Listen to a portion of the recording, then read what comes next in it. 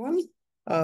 My name is Patrick Mutahi from the Center for Human Rights and Policy Studies in Kenya, one of the partners for this round series of the webinars. So welcome everyone for this month's webinar, where we are going to have a presentation on the Southern Green criminology. Just before I introduce our speaker and the discussant, just a few house rules. One is I think we should put all our microphones off so that we don't have the sound going feedback into the presentation. Secondly is we'll have a Q&A, a discussion after our main presenter, Dr. David, gives a presentation, and the discussants by Dr. Annette, and then we would have a Q&A after that. So the Security and Justice Futures webinars is brought as a partnership between different organizations, the University of Cape Town, the Global Risk Governance Program, the National Crime Research Center, the Scottish Center for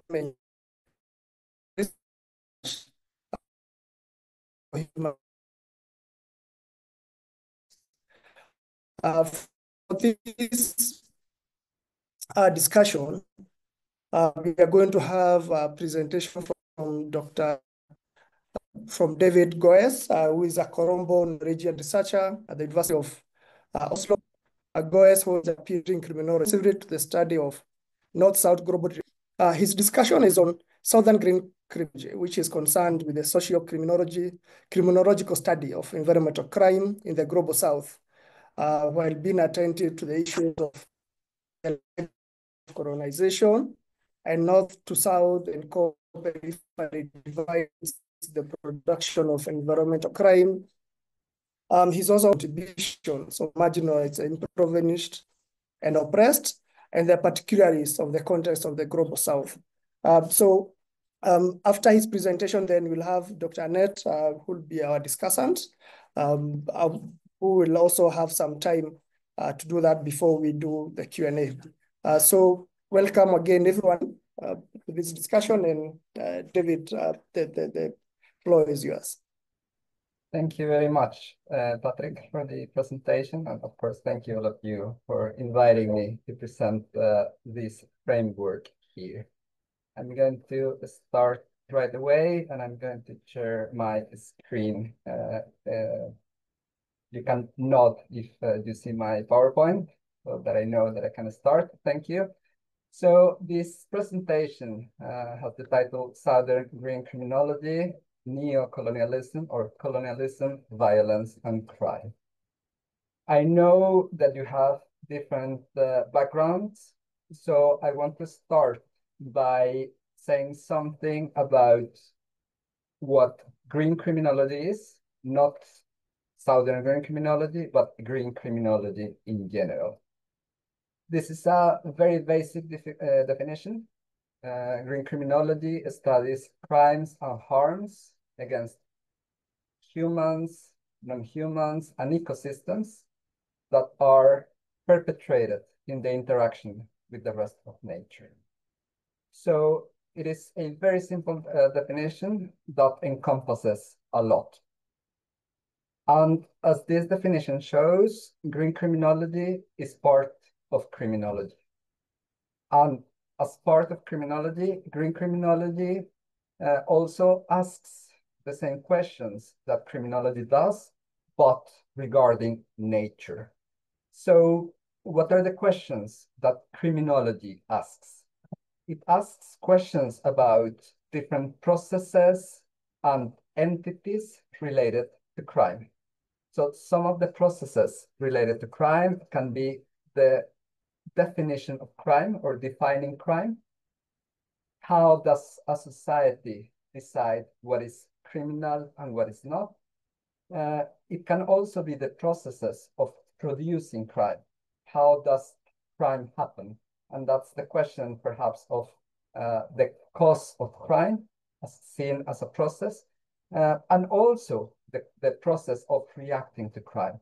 What are the social processes through which a society decides how to react to crime, how to prevent further crime, how to punish crime, and so on.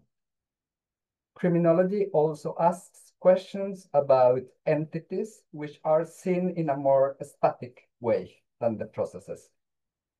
So it asks questions about the criminals, which is, of course, a very contentious concept, but it asks who are they? Who are those who are usually imprisoned or taken by the criminal justice system? Who are the victims? Who are those who suffer the violence most often? And what are the consequences of criminality for society? That is the basic definition of what criminology does. And of course, we can ask many critical questions about those questions and those concepts and how those labels are distributed. We can, of course, talk about the selective nature of the criminal justice system, the propensity of the police to capture and arrest certain populations, but we will get there. The point here is that green criminology, by being a field within criminology, it asks those questions, but regarding issues of the environment and nature. So how are certain environmental behaviors labeled as criminal and others are allowed by the law? So the processes of criminalization of certain environmental behaviors. And then the question comes, why is large-scale mining allowed whilst artisanal mining is criminalized? Other questions, the question of reacting to crime. How does a society decide how to react and punish or not punish environmental crimes? What are the processes of causation of criminality, environmental criminality? Who are those who engage with environmental crime? Who are those who are most often victimized by environmental crime? And what are the consequences of environmental crime? So as you can imagine, or as you can see, green criminology can encompass a diversity of issues, from marine issues to pollution to climate change and so on. Green criminology used to be to use two main perspectives, theoretical perspectives, for the analysis of those questions that I just posed. So on the one hand, we have political economy with the concept of the treadmill of production, which says that environmental crime or destruction is mainly caused by economic forces, structural forces. And of course, here, the political economy theory is talking about capitalism. What this theory is saying is that capitalism is a system that cannot avoid destroying the planet. So capitalism has as goal to increase the profit. It always wants more profit. And to have more profit, it has to increase the production and the consumption. Of course, if you want to get more money, you have to sell more commodities. And for that, you have to produce more commodities. But the capitalist system engages with nature in two ways. The first way is by withdrawals to produce the commodities, everything that we own, what we use, our clothes, the computers, our phones, and so on, it has to extract from nature constantly. And as it is always increasing production, that means that the pace of extraction is always faster. It's always extracting more and more at a quicker pace. And that creates ecological disorganization. The concept of resilience emerged, which is now used in psychology, more kind of individualizing psychology. It emerged from environmental studies, the resilience of the planet. So it is about the capacity of the planet to regenerate. The problem is that capitalism, with its quick pace of production and extraction, it's extracting much quicker than the planet and the ecosystems are able to regenerate. And that creates ecological disorganization. But the capitalist system also engages with nature in a second way, which is by the additions.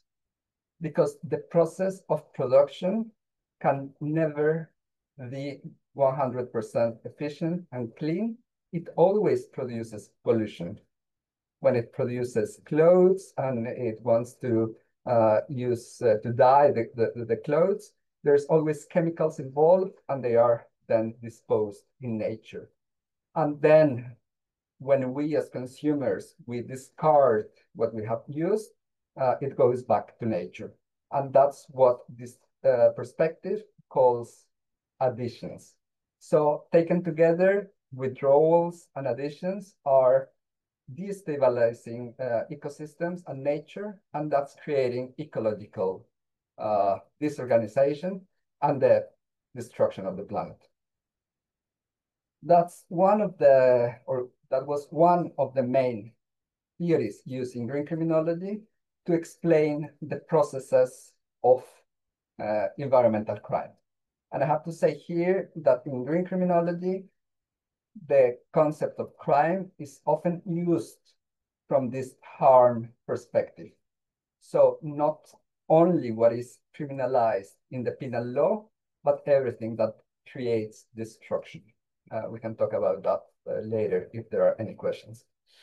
And then the other theoretical perspective that was very influential is the cultural one. It is called, or usually called, green cultural criminology, and it is focused on the representations of nature and of environmental destruction. Green cultural criminology talks about how consumerism is a cultural phenomenon. We have been made into consumers and made consumerism as a way of life. We create our identities through what we consume, and of course that is fueling the capitalist treadmill of production. And green cultural criminology also says that because nature is represented as a resource for the interests of humans, then humans keep extracting and destroying from nature. Green cultural criminology also focuses, for instance, on the denial of climate change and many other phenomena, cultural phenomena, that enable the destruction of the planet. However, these two theories, they are very important, they are still relevant, and they can contribute with much. But some 10 years ago, I said, well, there's something missing here. And that's, of course, the global and colonial dimension. And that's when the southern perspective comes, which is what I'm going to present today. These are 4 maps that show a little bit that neither the political economy nor the cultural perspectives fully explain the dynamics, the global dynamics of environmental destruction. So the first map on the left at the top, it's the actual size of the continents. We know that Latin America and Africa are usually represented as smaller than they are because that has political symbolism. Then the second one at the top on the right is the extraction. And we can see here that Africa, Latin America, some parts of Asia extract much less than their size. And it is countries, other countries in the global north, like mainly North America, the US and Canada, and some parts of Europe extract much more than their actual size. At the bottom, on the left, we see the levels of consumption. And again, parts of Europe and North America consume much more. And then at the bottom, to the right, we see the poverty, how certain countries that are where most resources are extracted from consume much less than others and have much more poverty. And that indicates that the levels of destruction and the benefits of extraction are not equally distributed across the globe. And that calls for a different perspective and a different approach to environmental crimes and harms. And that's where Southern green criminology comes, which I here define as a framework for the sociological and criminological study of environmental crimes, harms, and conflicts in the Global South. Southern green criminology is a framework in the sense that it is a logically developed and connected set of concepts and premises. It provides concepts to study environmental crime and violence and conflict in the Global South. Green criminology in general is usually defined as an umbrella term. It's just kind of a set of researchers who are interested in the destruction of the planet, but it's nothing more than that. And there are many perspectives that are used in there. Meanwhile, Southern green criminology is a framework because it has more connected and developed concepts and premises that are derived from different theories. So some of those concepts and premises are its attention to the legacies of colonization, the global north, global south divides, but also core and periphery, which are similar but not exactly the same. The epistemological contributions of those who live in the global south and who are usually marginalized, impoverished, oppressed, and not taken into consideration in academic debates. And it also, of course, pays particular attention to the contexts of the global south. So the goal of Southern green criminology is to try to allow us to understand those structures and processes that are associated with the high intensity and pace of environmental crime and harm in the global south. Why do we have more crime and destruction and violence, environmental violence in the global south than the global north? That is what we want to understand with this framework. So for this, a fundamental concept is the analytical significance of the global north and global south. The idea here is to consider how a historical event or phase impacts contemporary dynamics and phenomena. What is the importance of colonization and imperial practices in today's conflict and violence and destruction?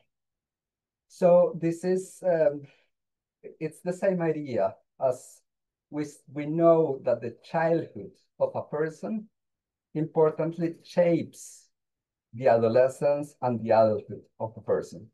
They do not determine those, but they are important for how the person develops. It is a little bit the same here. What happened some centuries ago is important for the present. So in that sense, global north and global south are relational categories that link what happened in the past with what is happening now to understand the world politics and the functioning of a society. So the most perhaps to me, one of the most important phenomena ever to happen in the world was the colonization of the Americas in the 15th century. It shaped the world and our society, and of course, it has important repercussions for environmental crime and harm. Colonialism can be defined as the practice of appropriating global resources, which are usually, this practice is usually advanced by states, corporations, with the help of armies, private or public. And it is the process of physically occupying a territory that was originally inhabited by other human groups. Some authors talk about the 4X's of colonization: explore first, expand later, exploit, and exterminate. That's the process of colonialism. But there are different ways of colonialism. And two of the main modes of colonialism are settler colonialism, in which the colonizers, the invaders, they fully move to the place, to the lands that are occupied, colonized. That is the case in many parts of North America, Oceania, whilst the other mode is plantation colonialism, which is using the colonized sites not to live there, but as an adjunct garden, where you can plant and extract and discard. So you use those places for your own interests, but you do not live in there. And that is the case in many parts of Africa, Latin America, Asia. So there are two modalities of colonialism. If we look at the map of the countries that have been under the European control, we see that it is most of the world. So European colonialism has really shaped the global dynamics. The difference, of course, is that for most parts of North America and some important parts of Oceania, it was settler colonialism, whilst for most parts of Latin America, Asia, and Africa, it was plantation colonialism. And of course, there are many historical questions about why it was Europe and not China, which was also power, or not the Ottoman Empire, and so on. But the case was that it was European powers who colonized first the Americas, developed some colonial technologies there, and then applied with even more force those colonial technologies in Africa and in parts of Asia, not all of Asia.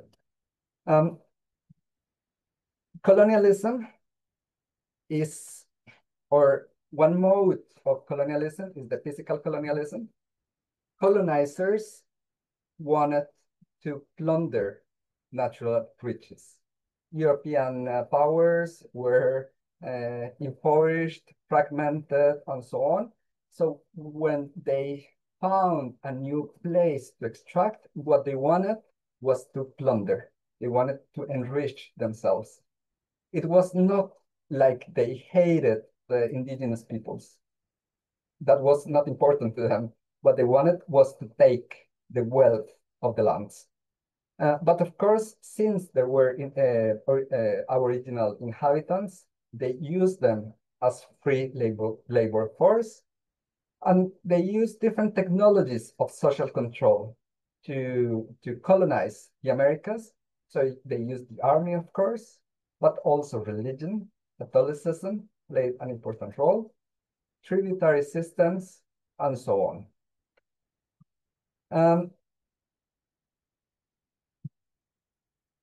And colonization have some immediate consequences. The first one is, and when I talk about immediate consequences, I think of those things that you can start noticing soon after. The first one was, of course, the decimation of indigenous populations. And here the word decimation is intended because it was a tenth of the original indigenous populations who survived. So they were either murdered by the armies or they died due to the spread of diseases to which they were not, they didn't have the medicine or the defenses to resist to them. Second, the destruction of the natural environment. And here I have to clarify that immediately after the colonization, the environment of the Americas, they actually regenerated because the genocide was so strong that there were fewer people living in the Americas and then less of a burden for the ecosystems. But after the colonizers took over the lands, they were destroyed to a much faster pace than when it was the indigenous communities who lived there. I presented these ideas at some other seminar, and someone said, but the indigenous were destroying nature before the colonizers and so on. The point here is that with the colonization, a new way of thinking and behaving was incepted, and that made the pace of destruction go much faster. And there's a lot of statistics to prove that. And the third immediate consequence is the defacement or destruction of millennia-old ways, social representations and ways of interaction with nature.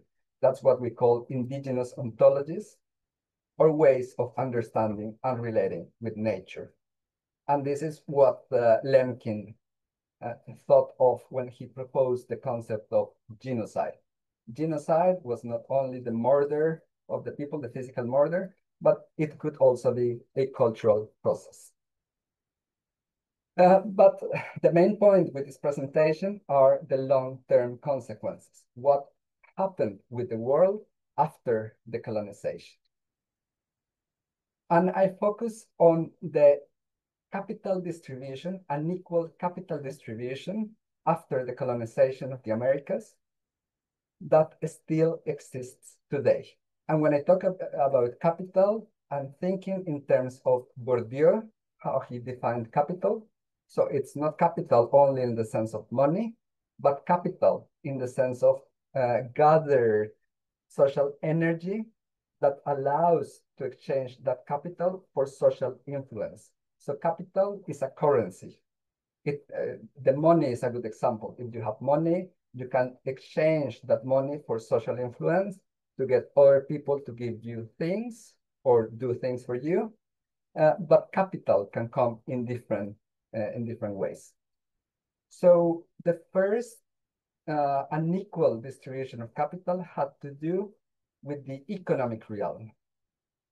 The colonizers, they amassed economic capital by plundering the gold, the silver, and other resources in the colonized locations. First in Latin America, in the Americas, then in Africa, then in some parts of Asia, and of course, Oceania. They transformed these places into plantations, and they took all the wealth. So the richness was streaming to the global north, while the global south was impoverished. That unequal distribution of capital still exists today. And it can be used as a force to keep extracting.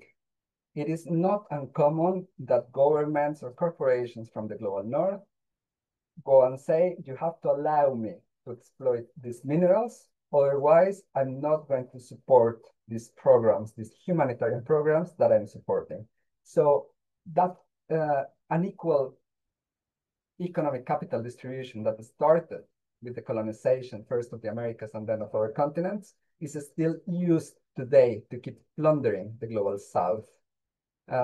And this is what some economists have called eternal indebtedness, in which the global south is dependent of the global north and forced to extract increasingly more.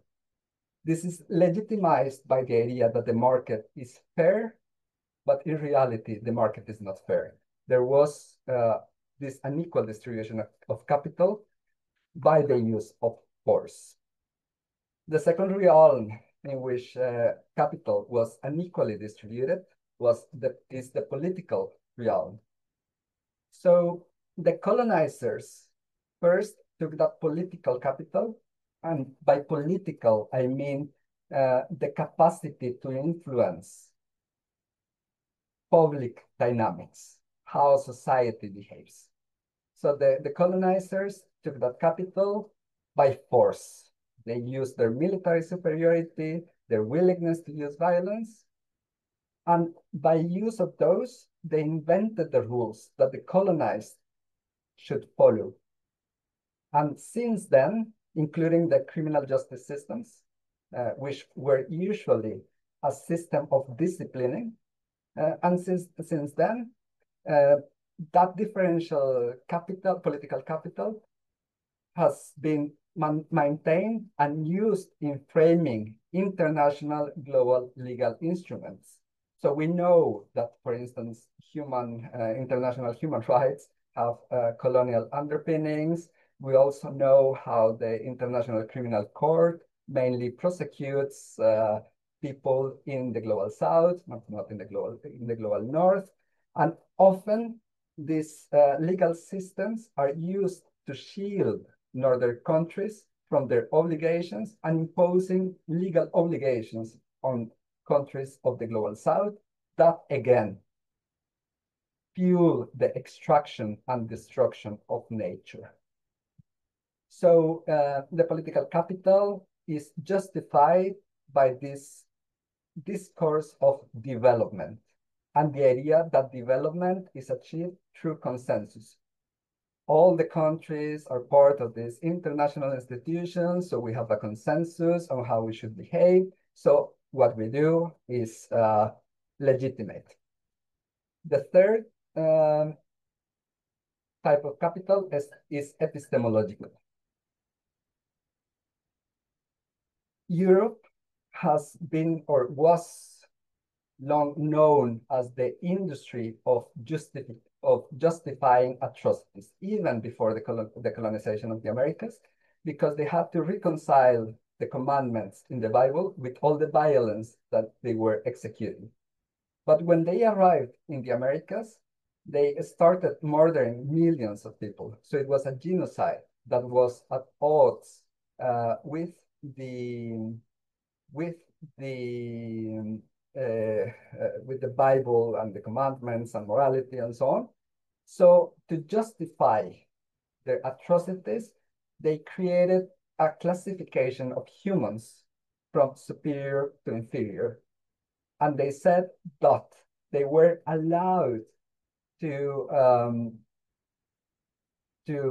kill or enslave others because they were inferior, and that the superior ones should lead humanity to progress, and that those who were leading humanity to progress had higher epistemological power and were able to understand reality better and therefore explain to others and lead the way for others to behave. So that epistemological power was taken by the colonizers, by the Europeans, under the idea that Western knowledge is superior to the knowledge produced in other places and held by others. This is what we know as Eurocentrism and so on. So it led to the devaluation of non-Western knowledge, to scientific elitism, and practices of data mining that we still have today. And this is legitimized by the idea of the free market of ideas. If you have a good idea, then it should be recognized because it's good, whilst in reality, there's a preference for Western ideas. So before I get to the last point, economic capital and the system it incepted led us to the rise of capitalism. Political capital and the system it created led to the world system that we have today of core and periphery. Epistemological capital gave rise to modernity. And you see that I'm using big words, modernity, capitalism, and so on. And that's why I say that the colonization of the Americas was one of the most impactful events.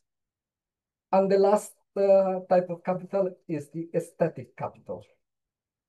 When the colonizers created this hierarchy of value in which some humans are seen as more valuable than others, it encompassed cognitive capacities, biological capacities, but also aesthetic characteristics.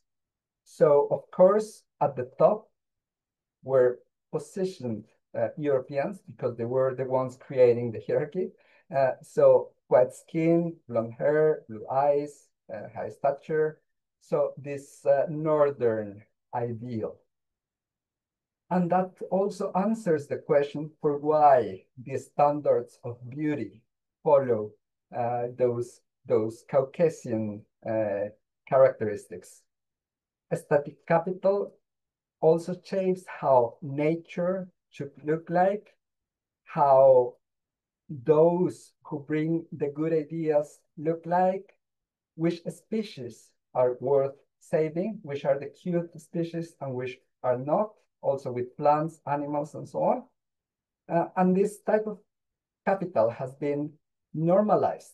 And we believe, yeah, kind of this, what is beautiful, but it's not like that. It's been constructed since the processes of colonization, and our subjectivities have been trained to embrace them. That is to say, and I think I can cut in here with this last slide, because I know I have used 35 minutes now. The point here is that the unequal distribution of capital in the economic, political, epistemological, and aesthetic realms that happened in the colonization of the Americas and then in our continents are still maintained and reflected today, and that unequal distribution enables global North countries to keep exploiting the global South to sustain their high standards of living. So the global North is linked to the global South, and the policies and ways of living of the global South, of the global North, endanger the ecosystems and livelihoods of the global South.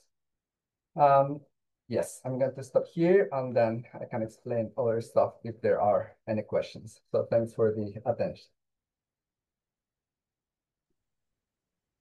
Yes, thank you very much, David, for that quite innovative discussion about how we can understand the environment and exploitation better within our context. So I'll hand over to Annette for her points of discussion, then we'll open it up for the rest of the.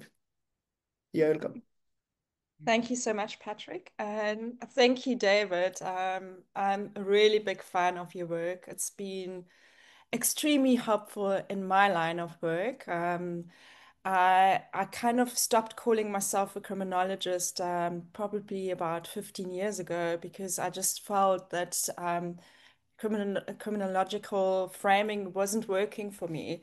So there was always sort of individual agency that we were paying attention to. You know, the focus was often on the state, and, you know, the state as mediator of what is crime, what isn't crime. And a lot of the responses that we're seeing or that were being proposed always make the assumption that the state is the best executor of such responses.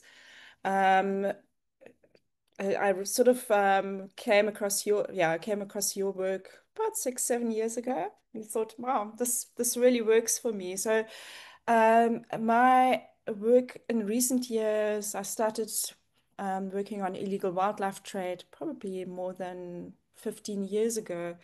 And at the time, there was a lot of focus on the crime of rhino poaching. Rhino poaching was a big issue in South Africa at the time.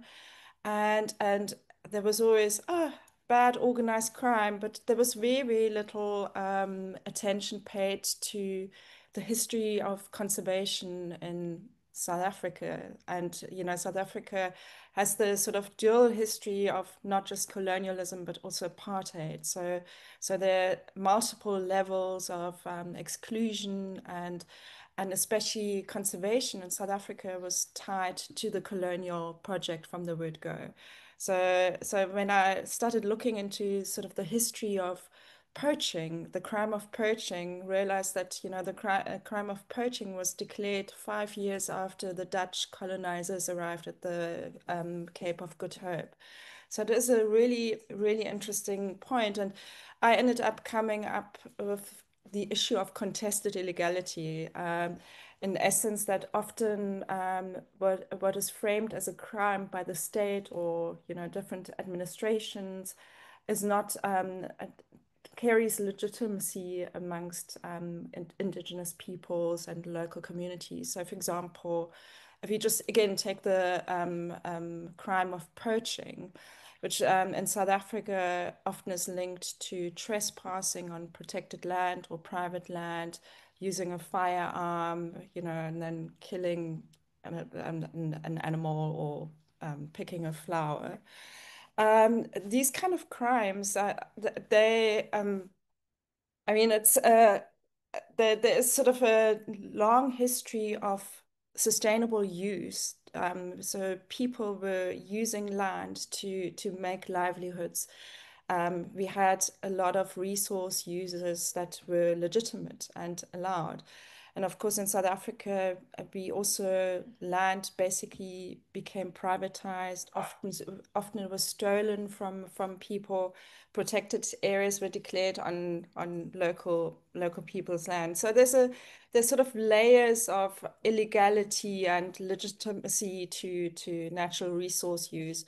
So in some instances, natural resource use is legitimate. So we have forms of hunting that is permissible, and then we have poaching. So for me, Southern Green Criminology pretty much, you know, provided a really nice conceptual framework. Then together with my colleagues that are part of this amazing Justice and Security Futures seminar series, Julie Burke and Clifford Shearing, we've been working on the concept of harmscapes, so harm landscapes. And what we're trying to conceptualize with this harmscape concept or conceptual framework, perhaps, is that in looking that often crime is not an individual act and perpetrated by an individual person, by a person, but they're a confluence of factors. And again, you talking about you know, the colonial history, which is so important for your framework. For us, it is the same that, you know, often harmscapes emerge from layers of harm that have built up over centuries, decades, sometimes.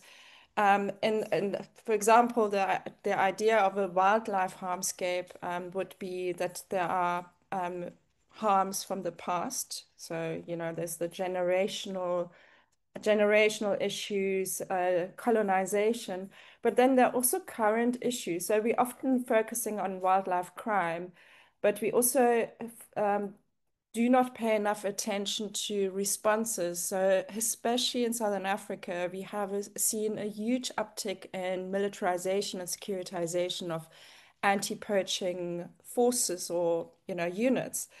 And that in itself is another harm.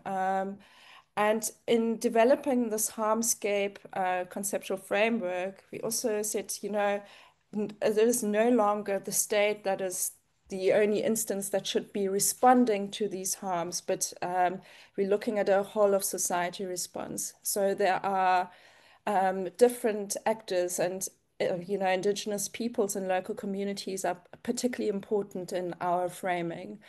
And again, what I really like you in your, in your framework, you talk about, not just, or the academic being this elite actor, and actually it should be indigenous peoples and local communities that develop their own way of responding and dealing with issues. So I think this has been really important for me to sort of incorporate in our thinking, and Clifford and Julie as well, and our team in the Global Risk Governance Program, to essentially look at different layers and how they interact. I think I'm going to leave it here. There's so much more to talk about, but I think it will be useful for others to be able to comment and ask questions too. So thank you so much, David, for these amazing sort of thought showers. And, yeah, I look forward to chatting more and hopefully collaborating in the future.